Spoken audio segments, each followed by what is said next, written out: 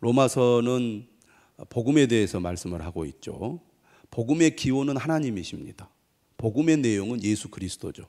복음에는 능력이 있다고 말합니다. 어떤 능력이냐? 모든 믿는 자들을 구원하시는 능력, 하나님의 능력이 있다고 말합니다. 이 세상에 그 무엇도, 그 누구도 우리를 구원해 줄 수 있는 존재가 없지요. 또 우리 스스로 구원할 수 있는 능력도 없습니다. 우리가 구원받을 수 있는 능력은 오직 하나님으로부터 옵니다. 그 능력이 무엇에 있습니까? 복음에 있습니다. 그런데 이 복음의 가장 중요한 핵심은 뭐냐면 우리 모두가 다 죄인이라는 사실입니다. 로마서 3장 9절에서 10절에 뭐라고 얘기합니까? 의인은 없나니 하나도 없으며 깨닫는 자도 없고 하나님을 찾는 자도 없고, 죄인의 특징을 잘 지배하게 주는 구절이라고 하겠습니다. 모든 사람이 죄인인데 자신이 죄인임을 깊이 깨닫지 못합니다. 제가 병을 예로 들어서 여러분들에게 설명을 해드렸습니다. 죽을 병에 걸렸는데 자신이 죽을 병에 걸린지도 모르는 거예요. 그게 가장 불쌍하고 위험한 거죠. 계속 살 거라고 생각하는데 죽을 병에 걸린 사람은 시간이 되면 반드시 죽게 되어 있습니다. 문제는 살 길이 있음에도 불구하고 스스로 자신의 병을 인정하지 않고, 그리고 그 병을 치료하려고 하지 않는다면 그것처럼 안타까운 일이 어디 있겠습니까? 모든 사람이 죄인입니다. 이 죄 때문에 인간은 결국 죽음에 이르게 됩니다. 그러면 이것은 피할 수 없는 숙명이냐? 아니라는 거죠. 우리가 죽음을 이기고 생명을 얻는 길이 있다는 얘기입니다. 예수 그리스도를 믿음으로 우리는 모두 생명을 얻게 되는 것입니다. 6장 23절에 뭐라고 얘기했습니까? 죄의 삭은 사망이요 하나님의 은사는 그리스도 예수 우리 주 안에 있는 영생이니라. 사람은 한 치 앞을 내다볼 수가 없어요. 젊다고 우리는 미래를 안심하고 보장할 수 없는 것입니다.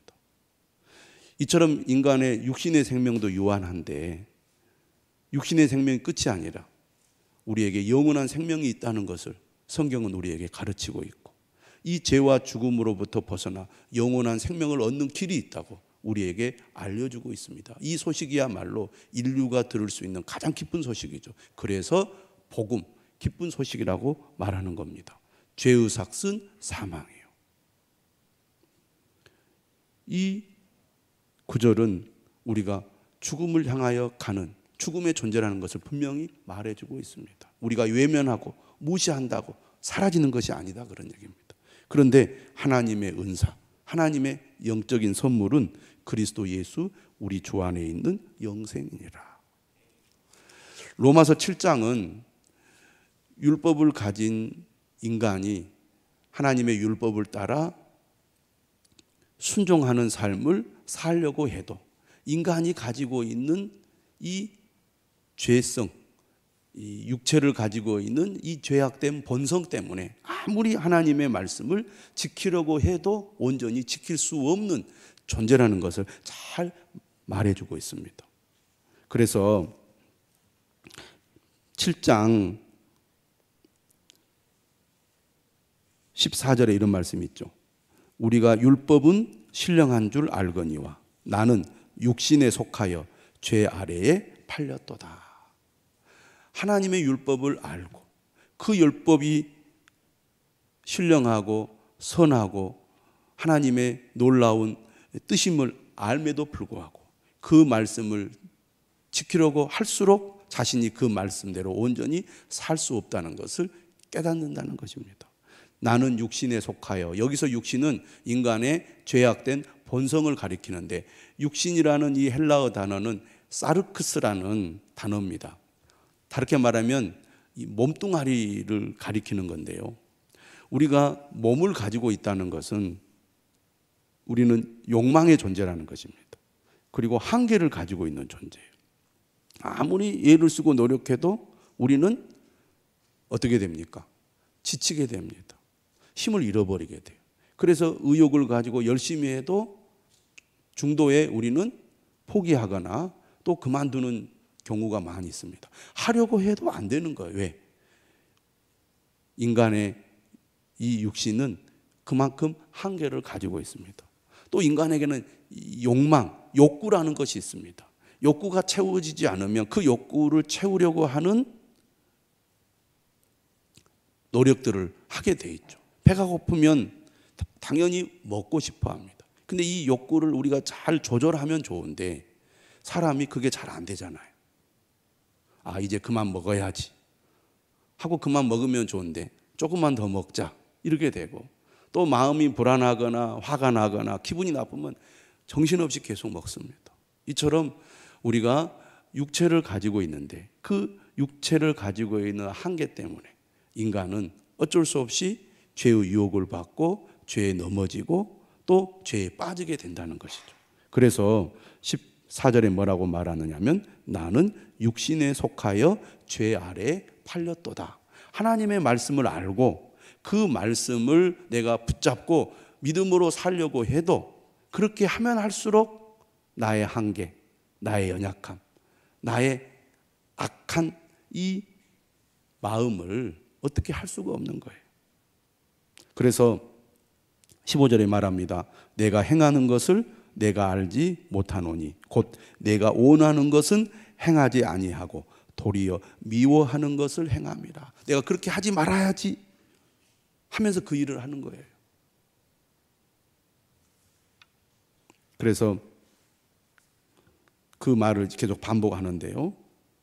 21절 또 이렇게 말합니다. 그러므로 내가 한 법을 깨달았노니 곧 선을 행하기 원하는 나에게 악이 함께 있는 것이로다.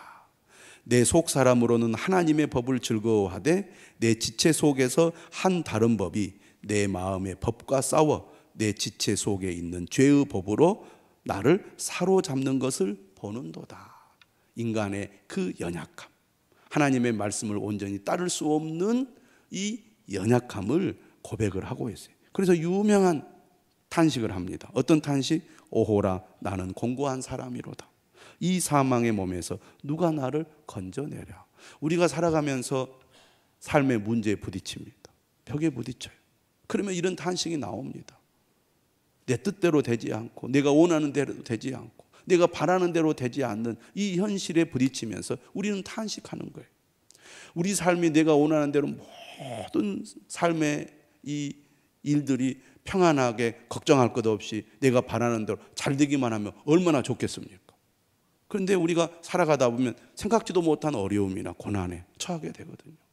그런 어려움에 부딪힐 때마다, 문제를 만날 때마다 우리의 연약함과 우리의 악한 본성이 내 자신에게서 드러나니까 절망할 수밖에 없는 거죠. 내가 하나님을 아는데, 하나님의 말씀을 아는데, 그 말씀을 내가 연구하고 묵상하고 그 말씀대로 살려고 노력하는데 왜 안 됐지? 이거를 깨닫는 거죠. 누가 이걸 더 깊이 깨달았습니까? 바울이 깨달은 거예요. 바울은 철저히 하나님의 말씀을 지키며 살았던 바리새인이었습니다. 그런데 하나님의 말씀을 철저히 지키려고 하면 할수록 자신 안에 죄악이 가득 차 있음을 그가 깨닫는 거예요. 그걸 더욱 언제 알게 되느냐? 예수님을 만난 이후에 바울은 그것을 깨달았습니다. 그전에는요, 오히려 자신은 잘한다고 생각했어요. 완벽하다고 생각했어요. 누구보다 자기는 철저한 율법주의자라고 생각을 했습니다. 그런데 예수 그리스도 안에서 주님을 다시 만난 이후에는 그가 얼마나 위선 덩어리인지를 발견하게 된 거예요. 그래서 오라 나는 공고한 사람이로다 라고 탄식하는 겁니다. 여러분, 정말 은혜를 받지 못한 사람은요, 오히려 세상에서 나름대로 바른 길을 가고 정직하게 살고 법을 잘 지키는 사람일수록 나는 괜찮다고 생각해요. 나는 의롭다고 생각합니다. 저 악한 사람들과 비교해 보면 나는 선한 사람이라고 생각을 해요. 그런데 하나님의 은혜를 받게 되면요, 내가 얼마나 교만했는지, 내가 얼마나 위선자인지, 내가 얼마나 하나님 앞에 죄인인지를 깨닫게 되는 거예요. 사람의 힘으로 안 되는 겁니다. 그래서 8장은 성령장인데요, 어떻게 우리가 구원을 받게 되느냐? 성령님이 아니면 구원받을 수 없어요. 어떻게 우리가 하나님을 온전히 믿고 따를 수가 있느냐? 성령님이 아니면 불가능하다는 거예요. 우리가 예수님을 믿는 것도 하나님께서 우리에게 은혜를 베풀어 주셔서 우리에게 성령을 보내주시니까 우리가 예수님도 믿고 하나님의 말씀도 깨닫고 예수님을 주라고 고백하고 또 그분의 뜻을 따라서 우리가 살아갈 수가 있게 되는 것입니다. 다시 말하면 내 힘, 내 의지로는 믿을 수도 없고 하나님의 말씀을 따를 수도 없는 존재예요. 그런데 성령님이 나를 사로잡아서 나를 인도하시면 그 성령의 능력으로 내가 주님을 따를 수 있게 되더라, 그런 얘기입니다. 그래서 신앙은 내 의지나 열심으로 하는 게 아닙니다. 철저히 성령님을 의지하여 성령님의 인도하심과 도우심으로 하는 겁니다. 그래서 정말 믿음의 사람들은 어떤 사람이냐? 겸손한 마음으로 주님, 나는 오직 주님만을 의지합니다. 오늘도 성령님의 인도하심을 따라 살아가기를 원합니다. 내가 조금만 방심하고 교만하면 나는 언제든지 넘어질 수밖에 없는 존재입니다. 오늘도 주님, 나를 인도해 주시옵소서. 오늘도 나를 다스려 주시옵소서. 이게 믿음의 사람의 삶의 방식이다, 그 말이에요. 왜 우리가 이렇게 저녁에 나와서 예배를 드립니까? 성령님의 인도하심을 받기 위해서입니다. 성령의 능력을 힘입기 위해서입니다. 왜 날마다 우리가 새벽을 깨우며 기도합니까? 왜 주님의 말씀에 귀를 기울입니까? 성령님, 오늘도 나를 다스려 주옵소서. 충만케 해 주시옵소서. 그 힘으로 오늘도 살아가기를 원합니다. 이러한 믿음으로 살아가는 여러분들이 되시기를 주님의 이름으로 축원합니다. 그래서 오직 성령의 능력으로 살아가야 돼요. 오늘 본문은 무엇을 다루고 있는 주제인가? 바로 고난입니다. 로마서에서 고난에 관한 주제를 중간중간에 계속 언급해 왔는데 오늘 본문은 다시 고난에 대해서 말씀하죠. 8장 17절이 어떻게 끝나냐면 우리는 하나님의 자녀요 하나님의 상속자라고 말합니다. 하나님의 상속자는 그리스도와 함께 한 상속자로서, 상속자라는 것은 하나님이 가지신 모든 것을 우리가 어떻게 돼요? 유업으로 받는다는 것입니다. 하나님이 예비하신 영원한 천국과 하나님의 그 놀라운 복을 우리가 예수 그리스도와 함께 받게 될 거라는 거죠. 우리는 그러한 상속자입니다. 여러분, 그래서 우리는 어떤 확신을 가져야 됩니까? 이 세상의 가장 부자도 우리는 부럽지 않다. 이 세상의 가장 큰 부자일지라도 그가 죽으면 다 놓고 갑니다. 우리는 하늘에 이 세상의 부자와는 비교할 수 없는 어마어마한 하나님의 유업을, 유산을 우리는 이미 소유하고 있음을 믿으시기를 바랍니다. 그런 자부심이 있어야 돼. 그래서 우리는 그리스도와 함께 상속자인데 우리가 그리스도와 함께 영광을 받기 위하여 무엇도 함께 받아야 된다고 말합니까? 고난도 함께 받아야 한다는 얘기죠. 우리는 예수님을 믿으면 복을 받는다. 예수님을 믿으면 우리의 삶이 형통하게 된다. 예수님을 믿으면 우리는 문제와 고난을 결국 물리치고 승리하게 된다. 이런 믿음과 확신이 있습니다. 할렐루야. 좋은 믿음이죠. 그런데 많은 그리스도인들이 나는 평안하고 기쁨이 넘치고 문제가 없고 형통한 삶을 살기 원합니다 라는 마음만 가질 뿐이지 예수님을 믿으면 고난도 함께 있을 것이라는 말씀에 대해서는 우리가 외면하려고 합니다. 이게 인간의 본성이죠. 누가 스스로 자발적으로 나는 고통을 좀 겪어야 돼 이런 사람이 어디 있겠습니까? 인간의 본성은 갈수록 편리하고 편안하고 안전하고 이런 삶을 추구하게 되어 있습니다. 시대가 계속 흘러가면서 사회가 발전하잖아요. 그 발전의 방향은 뭡니까? 인간이 보다 더 편안하고 편리한 삶을 살도록 사회는 발전해 가고 있습니다. 그러니까 인간의 본성을 잘 따라가는 거죠. 그런데 믿음의 삶에는 반드시 고난이 따른다. 매우 거북한 말씀이에요. 인정은 하지만 실제로는 고난을 누가 좋아할 사람이 어디 있겠습니까? 근데 진짜 예수님을 믿게 되면, 진짜 하나님의 말씀을 따라 예수님을 따르게 되면 고난은 불가피하다는 것입니다. 고난은 피할 수 없다는 것입니다. 오히려 우리가 고난을 즐거워할 줄 알아야 된다고 말합니다. 그래서 오늘 본문 18절에 이렇게 얘기합니다. 생각하건대 현재의 고난은 장차 우리에게 나타날 영광과 비교할 수 없도다. 어떻게 보면 이 세상의 삶은 고난의 삶이라는 것이죠. 사실 그렇지 않습니까? 누가 고난을 당하고 싶겠습니까? 그런데 우리의 삶에는 늘 고난이 있습니다. 마치 숨어있는 지뢰밭과 같아요. 인생의 삶을 걸어가다 보면 나도 모르게 감춰져 있는 지뢰를 받게 됩니다. 고난이라는 지뢰를. 그래서 우리의 삶에 고통을 안겨다 줘요. 우리가 고난을 겪으면 그 고난 때문에 사람은 어떻게 하게 됩니까? 탄식하게 돼요. 아까 7장에서 바울이 어떻게 탄식했습니까? 오라 나는 공고한 사람이로다. 이 사망의 몸에서 누가 나를 건져내랴. 고난 속에 들어가면 마치 나는 살아있지만 죽은 것과 같다는 것을 느끼게 되는 거예요. 그래서 우리가 평안하고 행복하다가도 고난에 빠지면 갑자기 우리가 죽음의 사람이 돼버리는 거예요. 내 주변이 다 이 죽음의 상황처럼 돼버립니다.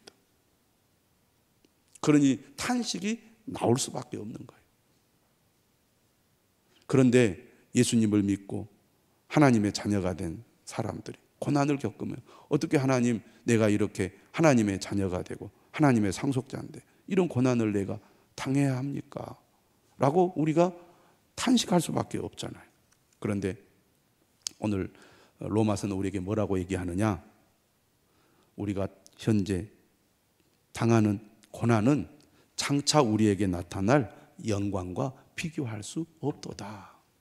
이건 우리에게 무엇을 가지라는 것입니까? 소망을 가지라는 것입니다. 지금 현재의 삶이 견디기 힘들 만큼 고통스러울지라도 나중에 믿는 사람이 얻게 될 영광을 생각해 보면 지금 당하는 고난은 아무것도 아니라는 얘기입니다.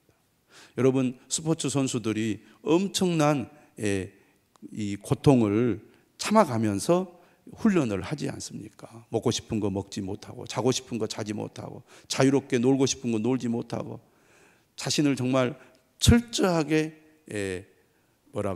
절제하면서 또 속박하면서 훈련을 합니다. 왜 그렇습니까?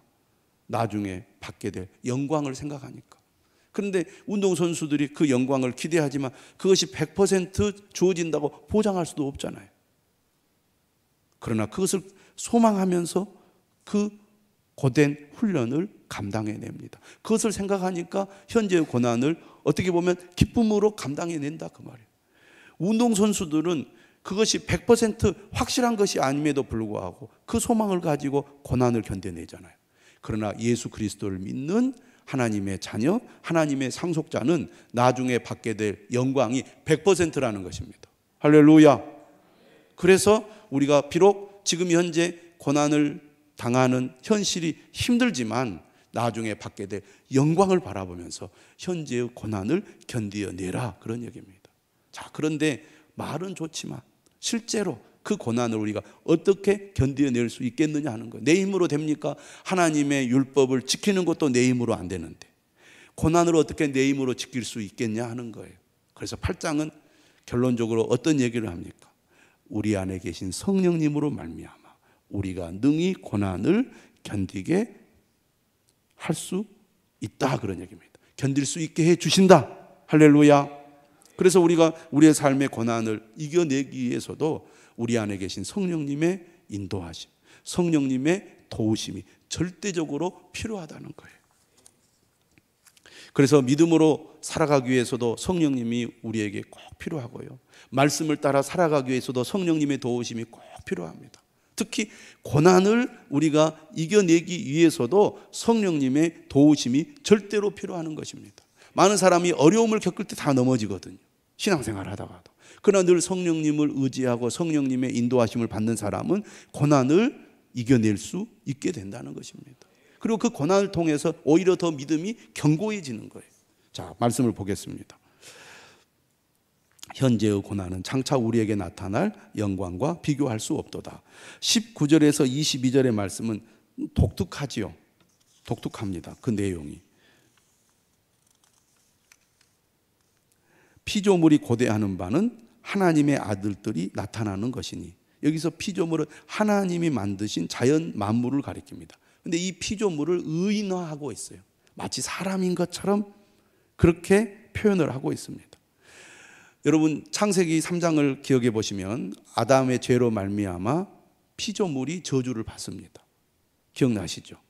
그러니까 하나님 만드신 아름다운 자연이 인간의 죄로 말미암아 인간만 하나님의 저주를 받은 게 아니라 하나님이 만드신 자연 만물까지 저주를 받은 거예요. 그런데 하나님께서 예수 그리스도를 통하여 하나님의 자녀들을 구원하게 되면 그 하나님의 구원으로 말미암아 하나님이 지으신 피조 세계도 구원을 받게 된다는 것입니다. 인간으로 말미암아 이 세상이 저주의 땅이 되었는데 다시 인간으로 말미암아 저주받은 땅이 회복이 된다 그 말이에요. 그러니까 그들도 어떻게 해요? 빨리 하나님의 완전한 구원을 기다린다 그런 얘기입니다. 그 내용을 하는 거예요.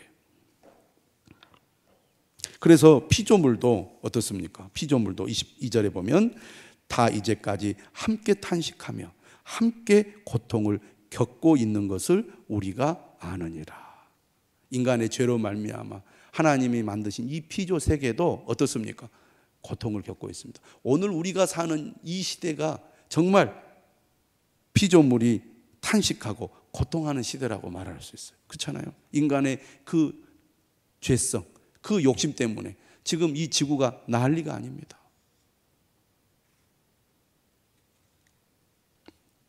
그러면서 이 피조물만 탄식하고 고통하는 게 아니라 23절에 이렇게 말합니다. 우리 곧 성령의 처음 익은 열매를 받은 우리까지 예수 그리스도를 믿고 구원받은 하나님의 자녀들을 가리킵니다. 우리가 이 땅에 살아가는 동안 우리도 탄식하고 있다고 말해요. 그렇잖아요. 우리가 예수 그리스도를 믿지만 이 세상에 살고 있잖아요. 몸을 가지고 살고 있잖아요. 우리는 완전한 구원을 아직 이루지 못한 상태에 있습니다. 그 구원이 완성되기까지 우리는 이 땅에서 어떻게 합니까? 고난을 겪게 된다는 것입니다. 그리고 그 고난으로 인하여 탄식하게 된다는 거예요. 왜 하나님 우리는 예수님을 믿고 하나님의 은혜 아래 살지만 왜 고난을 당해야 합니까? 왜 이렇게 탄식할 수밖에 없습니까? 우리가 그렇게 안타까워할 때가 있지 않습니까? 지금 23절은 우리가 이처럼 우리 몸의 속량, 완전한 구원을 지금 기다리고 있다는 얘기죠. 그래서 우리는 무엇을 가져야 된다고 말하냐면 소망을 가져야 된다는 거죠. 소망. 우리가 소망으로 구원을 얻었음에 보이는 소망이 소망이 아니니 보는 것을 누가 바라리요. 우리가 받게 될 영원한 구원은 눈에 보이지 않는 거잖아요. 그러나 우리는 예수 그리스도 안에서 이 소망을 가지고 있습니다. 이 소망의 확신을 누가 우리에게 주느냐? 성령님이 주는 거예요. 그래서 이 소망을 가지고 있다면 우리가 어떻게 한다고 말합니까? 만일 우리가 보지 못하는 것을 바라면 참음으로 기다릴지니라. 고난 가운데 우리는 탄식할 수밖에 없지만 소망을 가지고 인내해야 된다 그 말입니다. 그 인내할 수 있는 힘을 누가 줍니까? 성령님이 주는 거예요. 그래서 우리가 안심할 수 있는 겁니다. 든든할 수 있는 겁니다. 네 힘으로 해봐라. 오라 나는 공고한 사람이로다. 이 사망의 몸에서 누가 나를 건져내라. 우리는 다 무너질 수밖에 없고 망할 수밖에 없지만 우리 안에 계신 성령님이 우리에게 능력을 주셔서 이 고난을 능히 이길 수 있도록 참고 기다릴 수 있도록 힘을 공급해 주신다는 겁니다. 어떻게? 26절 같이 한번 읽어보겠습니다. 시작.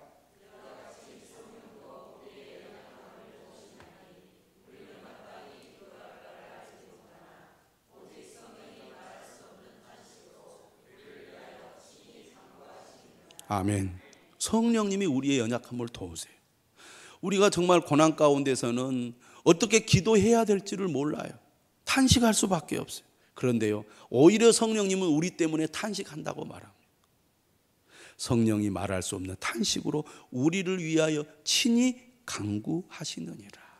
고난 가운데서 내가 정말 아무 힘을 내지 못하고 주저앉아 있을 때 주여 나를 불쌍히 여겨주소서. 도저히 어떻게 할 수가 없습니다. 내 힘으로는 할 수 없습니다. 이렇게 우리가 탄식하면서 주님을 바라볼 때 내 안에 계신 성령님께서 말할 수 없는 탄식으로 나를 위하여, 나를 대신하여 친히 간구해 주세요. 성령님 어떤 분이십니까? 27절에 보니까 마음을 살피시는 이가 성령의 생각을 아시나니 이는 성령이 하나님의 뜻대로 성도를 위하여 간구하심이니라. 성령께서는 우리가 어떻게 무엇을 기도해야 될지를 가장 잘 아시는 분이에요. 성령이 도우시는 기도가 가장 효과적인 기도다, 그런 얘기입니다. 그래서 우리가 기도가 안 될 때는 정말 우리가 그 기도의 자리에 앉아 있을 수밖에 없는 때도 있습니다. 그런데 그래도 계속 앉아 있어야 돼요. 기도가 안 나온다고, 기도가 안 된다고 일어나기보다는 나를 불쌍히 여겨달라고, 그저 주님의 이름만 불러도 우리는 그 자리를 떠나지 않고 그 자리를 지켜야 될 때가 있습니다. 그렇게 계속 우리가 주님의 이름을 부를 때 어느 순간 성령님이 우리 안에서 우리를 위하여 탄식하면서 기도해 주실 때가 있다, 그 말입니다. 그럴 때 기도가 열리고 다시 힘을 얻고 성령님이 주시는 지혜를 얻게 되는 겁니다. 그래서 처음에는 우리가 내 의지로 내 힘으로 기도하는데요, 기도를 계속 하다 보면 성령님이 나를 위해서 기도해줘. 그래서 기도가 열리고 또 어떻게 기도해야 될지, 무엇을 기도해야 될지 인도함을 받게 됩니다. 여러분, 우리 안에 성령님이 계심을 믿으시기를 바랍니다. 그분이 우리의 연약함을 도우심을 믿으시기를 바랍니다. 우리를 위해 말할 수 없는 탄식으로 우리를 위하여 간구하심을 믿으시기를 바랍니다. 그래서 결국 어떻게 하신다고 말해요? 28절, 우리가 알거니와 하나님을 사랑하는 자 곧 그의 뜻대로 부르심을 입은 자들에게는 모든 것이 합력하여 선을 이루느니라. 예, 반드시 주님은 우리를 버리지 않습니다. 우리를 망하게 두지 않습니다. 우리를 외면하지 않습니다. 비록 우리가 겪는 고난이 계속되고 또 새로운 고난이 또 닥친다 할지라도 결국 모든 것이 합력하여 선을 이루게 하시는 분이 우리 하나님이심을 믿으시기를 바랍니다. 그 주님을 의지하여 우리가 믿음으로 나아가시기를 주님의 이름으로 축원합니다. 기도하겠습니다.